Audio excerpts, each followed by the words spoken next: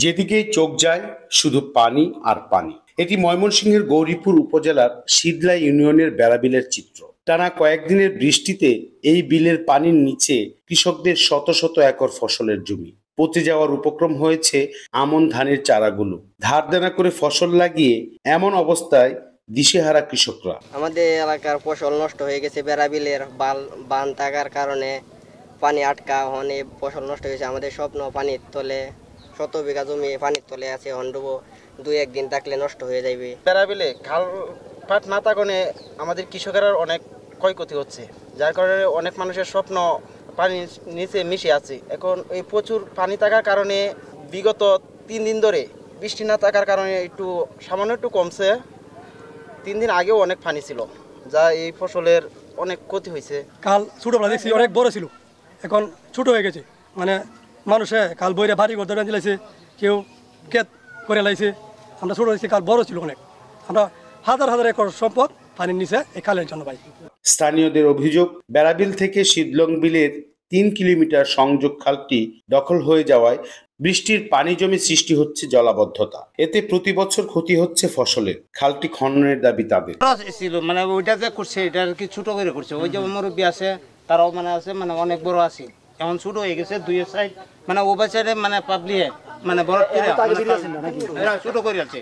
এই কালটা ভালো আসি, আগের সাইড একটু ছোট আসি, বাদরে আবার কুজিয়াওয়ালা একটু বড় হয়েছে। এই কালটা আমরা ছুটে দিয়ে দেখতেছি পানি খুব চলছে, 2টা নাও একবারে গেছে আইছে। আর এটার মধ্যে কিন্তু বনসন সিসে রয়েছে না, এবার নাও পাইছে তো করে সাপোর্ট পড়া রয়েছে। ওখান থেকে যে গেরা গোড়া এইটা বড় থাকে, আর সেই ভালো নৌকা চালাইছে, এগুলো পরিষ্কার আছে, পুইটা হইয়া গেল তোলে দেখা গেছে। কালের জন্য অনেক মানুষ ভোগান্ত, হাজার হাজার একর, অনেক টিগ্রাম আছে এনে হাজার হাজার একর জমিন পানির তলে। কালটা যদি বড় হয়, গভীর হয়, তাহলে আমাদের জন্য ভালো। কালের অবস্থা তো কালটা তো অনেক বড় ছিল। আমি ছোট কালটা দেখতেছি যতটুকু আছে আরো 2 আছেন 2 পাশে দিয়ে। তখন গৃহস্থরা দেখতেছি আস্তে আস্তে খনন করতেছে, গেরা গোড়া ফালাইতেছে, আবার বড় হয়ে যাইতেছে। বা জেলেরা ভাত দিয়া মাছ মারার জন্য করে। এখন এই বানের লাগে আরো পানি সরে না, কি যে আমাদের অনেক হাজার একর জমি পানির নিচে তোলায় গেছে। বেড়াবিলে শত শত জমি মানে পানির নিচে, এই শুধু এই পানির জন্য, এই খালের জন্য। খালটা যদি সরকারে করে দেয় আমরা এতে সন্তুষ্ট। এদিকে কৃষি বিভাগ বলছে কৃষকদের ক্ষতি নিরূপণ করে নেওয়া হবে প্রয়োজনীয় ব্যবস্থা। আমরা ক্ষতির পরিমাণ নিরূপণ করে আমাদের ঊর্ধ্বতন কর্তৃপক্ষকে জানাবো। যদি ঊর্ধ্বতন কর্তৃপক্ষ থেকে কোনো সহায়তা আমরা পাই তাহলে আমরা সেটা কৃষকদের মাঝে পৌঁছিয়ে দেব। আর পানি উন্নয়ন বোর্ড জানায় আবেদনের প্রেক্ষিতে গুরুত্ব দিয়ে খনন করা হবে খাল। এই মুহূর্তে এই খাল খননের ব্যাপারে আমাদের কোনো ইনস্ট্রাকশন নেই, আমরা কোনো চাহিদাও পাইনি।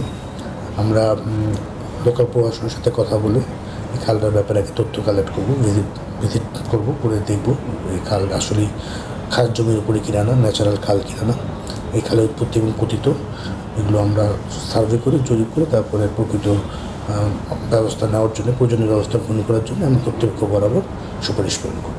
খালটি খননে দ্রুত উদ্যোগ নিলে কৃষকের ফসল রক্ষার পাশাপাশি রক্ষা পাবে মাছ ও জীববৈচিত্র্য। Abul Mansur, Asian TV, Mymensingh.